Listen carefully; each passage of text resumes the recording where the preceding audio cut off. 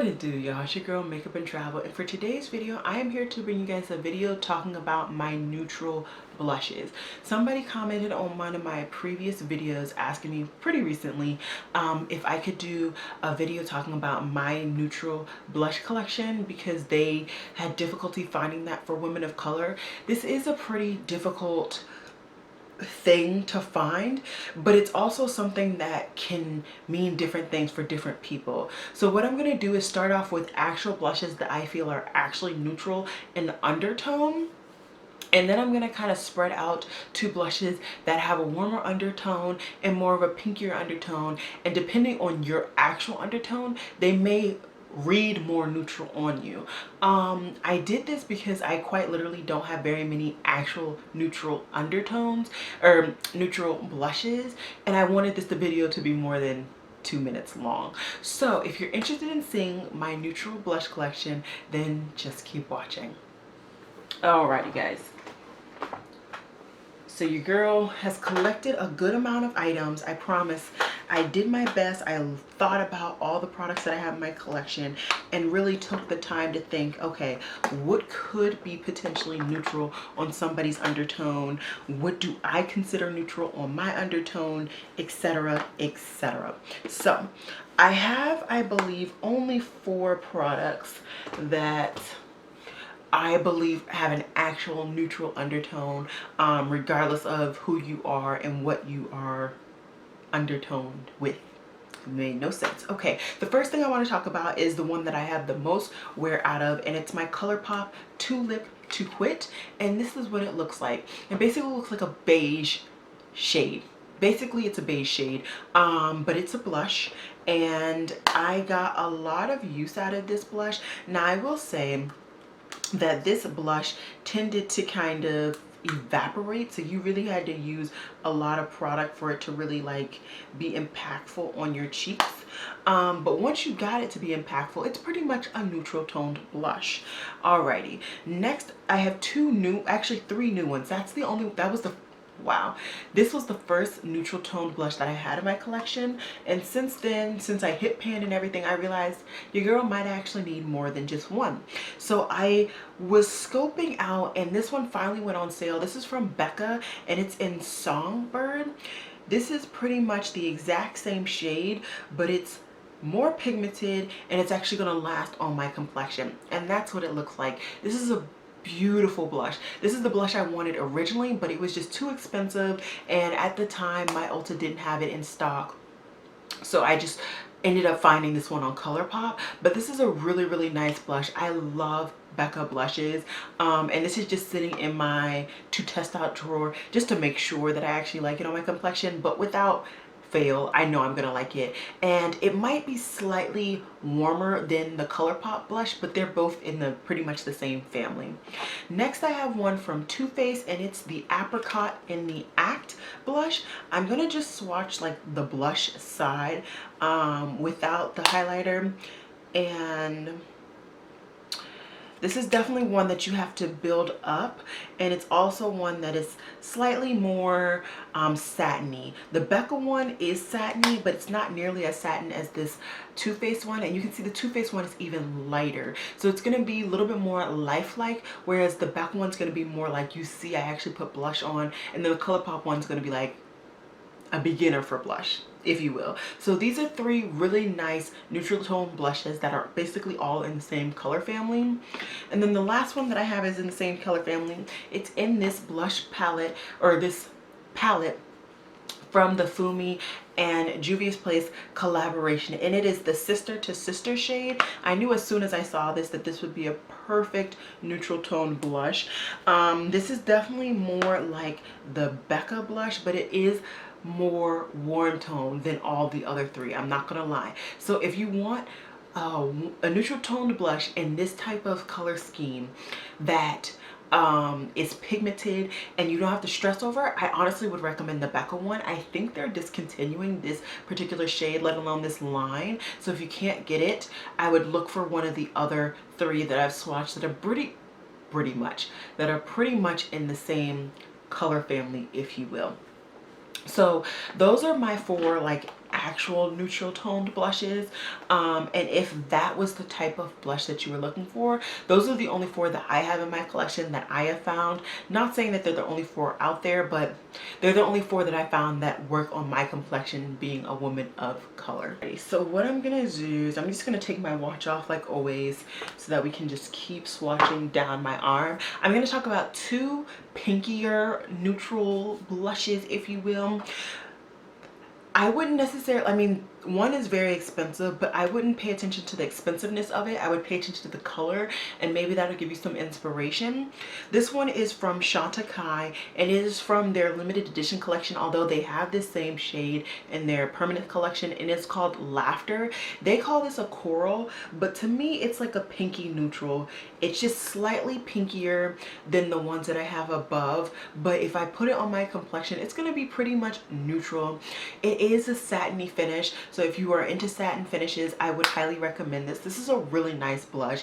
It is expensive, but it is a very nice blush.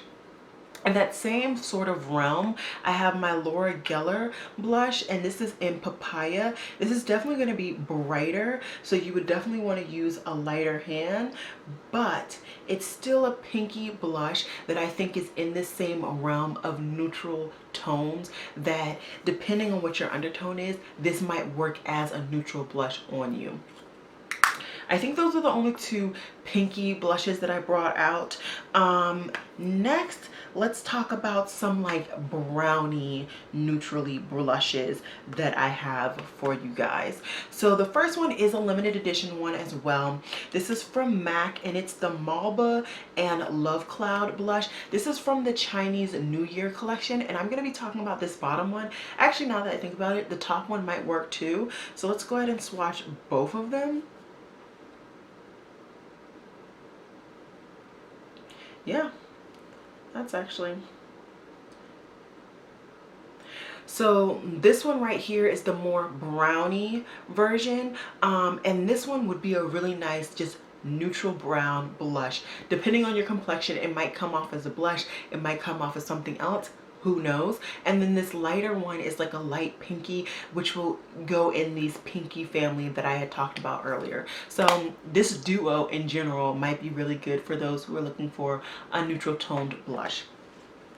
Going along with that brownie family, depending on what your undertone is, in the Juvia's Place Saharan 1 palette, you have Neo and you also have Abby. Now for Neo, this is definitely more of a neutral tone blush for me. For Abby, for me, it's more of a bronzer, but it all depends on your complexion and what you are looking for. So let me just swatch them both and I can show you guys what they look like. So Abby, it definitely, I mean, not Abby, this is, what is that one? Neo. Neo definitely is the warmest blush that I've swatched thus far, but if you have a really warm undertone or a red toned undertone, that might be neutral for you. And this darker one, Abby, it's warmer than my complexion, it's also darker than my complexion, so that's why I use it as a bronzer. But once again, depending on your complexion, that might actually be a blush for you, a neutral tone blush. So this might be a good palette for you, depending on how many neutral tone blushes you want in one compact. Then I have another 2 warmy blushes from Sydney Grace. The first one is in Sunset, and this is a matte toned blush, and the second one is in Summer Love, and this is like a shimmery satiny type blush. So let's swatch them. Alrighty, so this one is, let's swatch them so that they actually can be seen when I switch my arm. Okay, there we go. So this one is in Sunset and this one is in Summer Love. I use Sunset as like a warm tone blush, but like I said, depending on your undertone, that might be more of a neutral tone blush for you. And Summer Love is just like a nice shimmery kind of pinkier version of Sunset, so it might work for you as well.